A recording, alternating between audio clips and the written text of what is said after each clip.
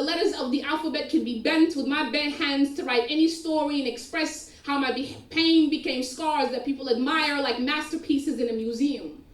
The page was the only stage I'd ever received that welcomed me with open arms, allowed my anger to feel like the color red, like rage, like fires you gather around to find warmth. The page is the only place I can draw with colors instead of pens or pencils, express all the shades and dimensions of who I am that did not need me to profess my existence or put my humanity on the line. This page is why I bend my reality into letters of the alphabet, constructing enough sentence that a stranger will see humanity in me. This page is the first therapist's office I could walk into that did not overcharge me, understood me, and didn't need me to explain myself. This page is the only bandage that was able to seal all wounds, have them heal over time, become fireflies of stories that people want to bask in the ambience of. This page is the only thing that has allowed me permission to re-register my heart, enabling it to feel like it can do more than circulate blood around my body. This page is my home. It is the bed in which I rest all my pains. Do not break the legs of it. It is where sunshine hits the corner of my eye. This page is home. It is my revolution. It is my beginning and end. It is where I come to cry, come to laugh, come to turn all of my stories into colors of the rainbow, draw paintings instead of writing poetry. This page is my liberation. It is my hello and goodbye. It is my love letter. It is the eulogies for funerals that I cannot skip because they're loved ones and it's my time to say goodbye. This page is where I come alive, and this stage is you getting the pleasure of experiencing me in real life.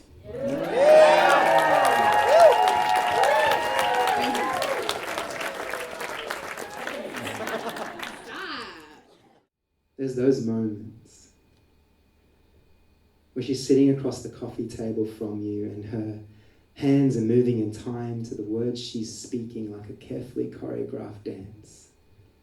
And somehow her passion makes the colour in her eyes shine like dolphin skin in moonlight. You're hearing her, but you're not truly listening. The content becomes less important in the moment you find yourself lost in the little things that have their own story to tell. The ring she wears on a delicate pinky speaks to that first time her fingers mapped out the coastline of your lips. The tiny scar on her chin that looks like a dimple when she smiles reveals the depth of her resilience to rise up when life forces her down to meet rough ground. The faint freckles that bridge her nose to cheeks like a galaxy of stars narrates tales of summer days spent in rainforests, naming waterfalls with ancient spirit song. She keeps talking and all you can think is her voice is whale song, wind chimes, rain on tin roof, morning bird call. She keeps talking and all you can think is how this moment feels like perfect poetry in motion. The way the sunlight outlines her hair like silver ribbon. The way the illuminated dust particles gravitate towards her like sparking fireflies. The way her breath holds the promise of spring like that first warm breeze breaking winter's spell. She keeps talking and you wish you were a bookshelf so you could cradle all her untold stories, the ones she has carefully wrapped in leather-bound journals. You would be the patient protector of her secrets till she's ready to open them up to the curiosity curling its way around you like that potted vine she gifted you on a Tuesday. Just a normal day. But you see, she doesn't wait for Christmases or birthdays to make you feel special. So she turns to you and says, "So, what do you think of all that?" And you come to and realise you've been lost in a poem that demanded to be written. You say, "Sorry, honey, I wasn't listening. I was too busy wondering why your parents didn't name you after the ancient Greek goddess of beauty. I was wondering how silkworms spun your hair with such great care that it waterfalls effortlessly down your shoulders. I was wondering if I could bottle your essence and make perfume out of it. I'd pray to the old gods, the new gods, and look, any god that would listen for a bigger nose just just so I could smell more of you. I was wondering how long it took the designers of your skin to find the softest material in the universe to clothe you. I was wondering how you turn your teeth into a sunrise every time you smile, and how I feel so blessed you choose to make me the horizon you kiss at the birth of each new day.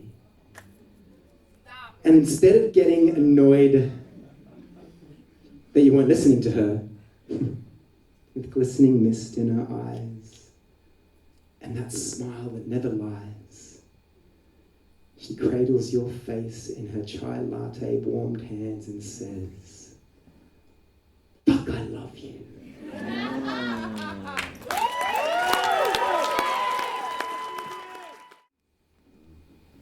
This revolution is of male accountability. And I come to you to apologise for all men, including myself, with sincere humility. Because as a man, how can I be expecting these wonderful women around me to feel safe and protected when for thousands of years she's been subjected to systemic belittlement and disrespect and objectification of her sacred feminine orientation at the hands of a one-sided patriarchal domination? These are the sufferings and traumas our beautiful women have been facing. Never listened to or witnessed. Barely 100 years since she's been given a voice in political business. Men voting in referendums based on healthcare choices women will make around their own bodies. Victim blaming and shamed after they've been assaulted, raped and maimed. God forbid you ever have to comfort your daughter as she reports a heinous sex crime, only to be asked, well, what was she wearing? Or he's getting away with it this time. But it's not just this time.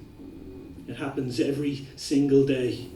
A broken justice system, an unequal and unfair pay, been swayed her whole life to move out of the way or lay down for a man or she'll be abandoned. And society has fed off her low self-esteem, insecurities and anxious attachment. In this world that tells our little girls that you have to be this and you have to be that and you have to be so fucking perfect. And they grow up to be amazingly incredible women but don't know they're worth it. I'm so sorry that you've been forced to hide or ever felt like you've been left behind me. And I'm so grateful to see you rise up in your divine power and stand beside me, because it's your time. Thank you.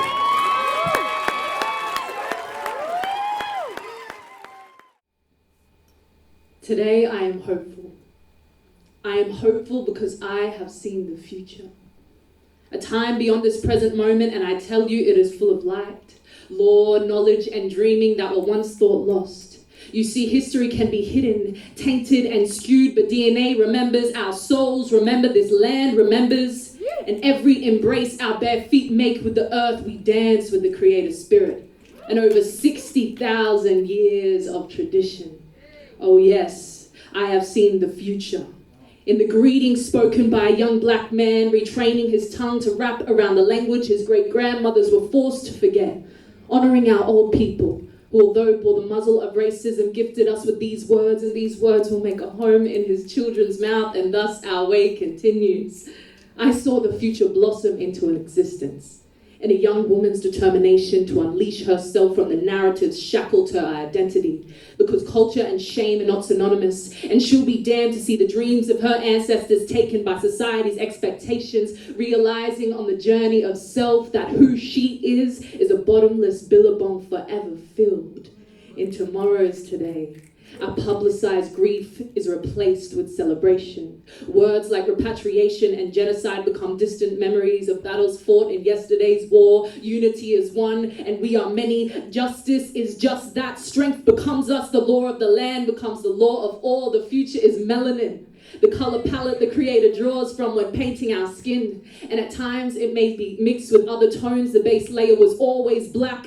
An acknowledgement of that valiantly slays the beast of assimilation, serving to history's colonization. That culture runs deeper than color, deeper than displacement. It is folded into the fabric of our being. My father told me we were kings and queens. My mother gave me 2 words, Arda and Beltara, my mob and skin name that started a journey to understand why I kept dreaming of a landscape I had never seen. The future is remembering your past so you can create a better future. You are your great, great, great grandchildren's children's ancestors. So what legacy are you leaving behind? Yeah.